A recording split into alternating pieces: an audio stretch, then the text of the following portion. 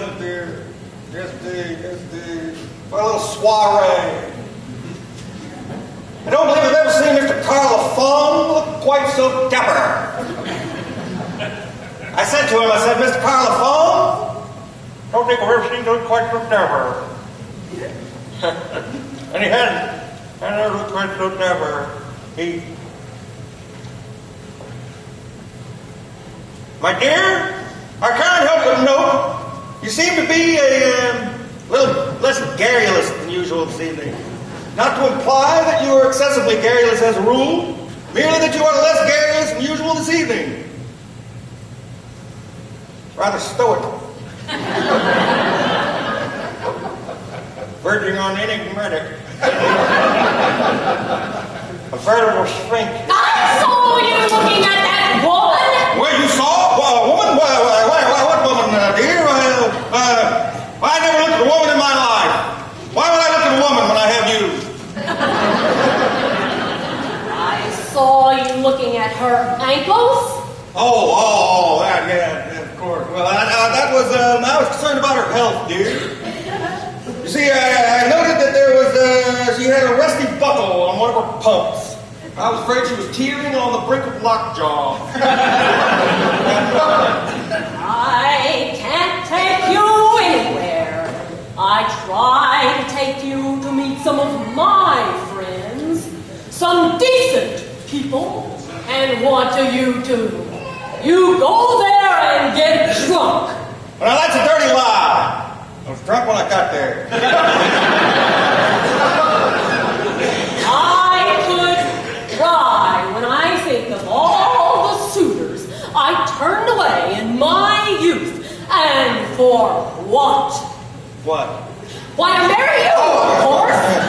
You blithering idiot. Well, that was rather poor judgment on your part, dear. After all I've done to make a home for you and Junior.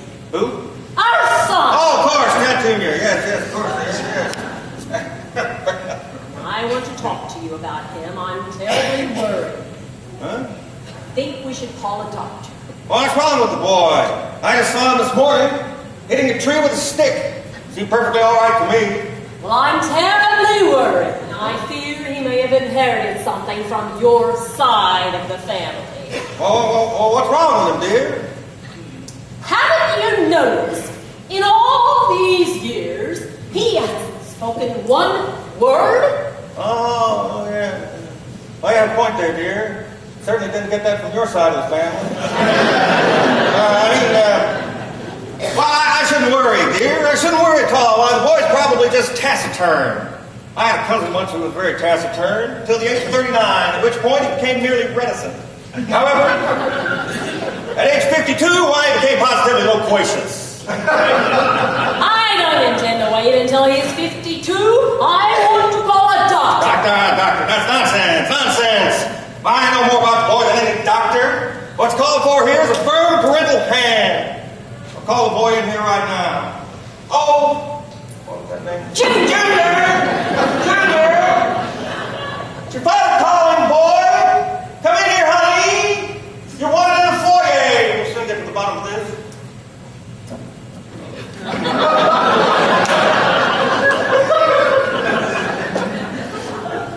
Oh, son?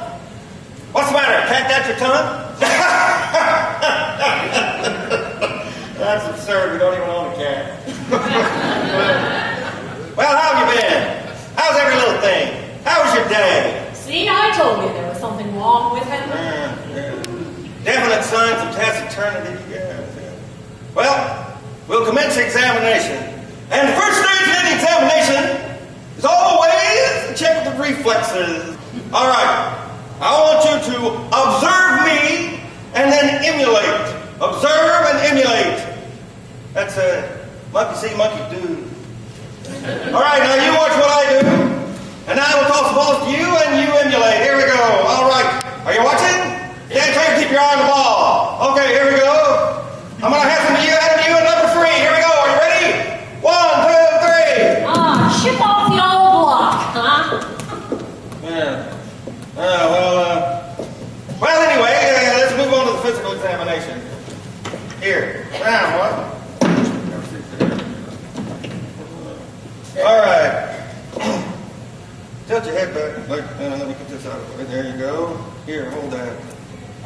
pheromones. What am I doing here? Do this. Will you get on with it? Yeah, put your head back. Now then. Head back. Let me get the bottom of it. All right. Open wide. Wider. Wider. Come on, open wide. All right. Let's see.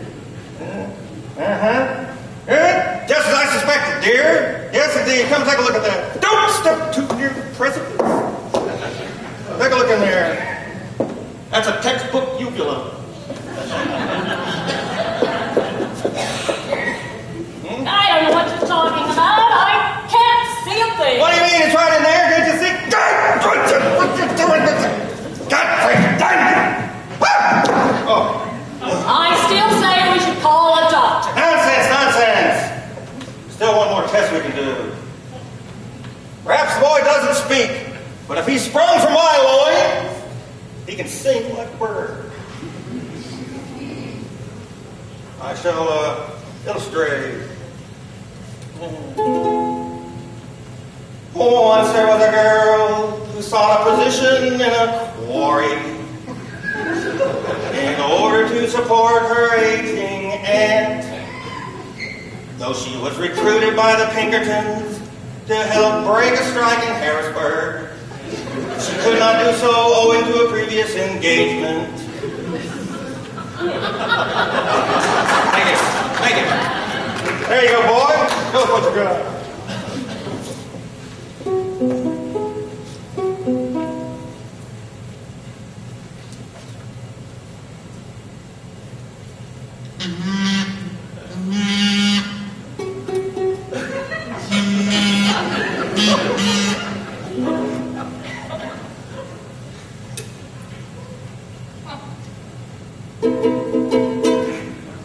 In a little Spanish town, it was a night like this.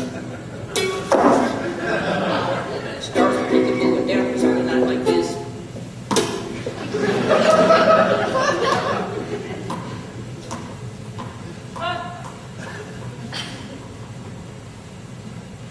I whispered, "Be true to me," and she smiled, "See. Many skies have turned gray because we're far apart.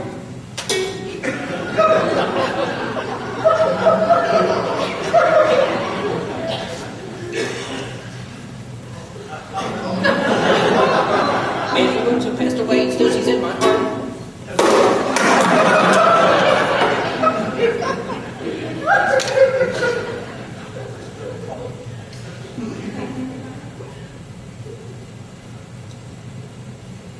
We made a promise and sealed it with a kiss.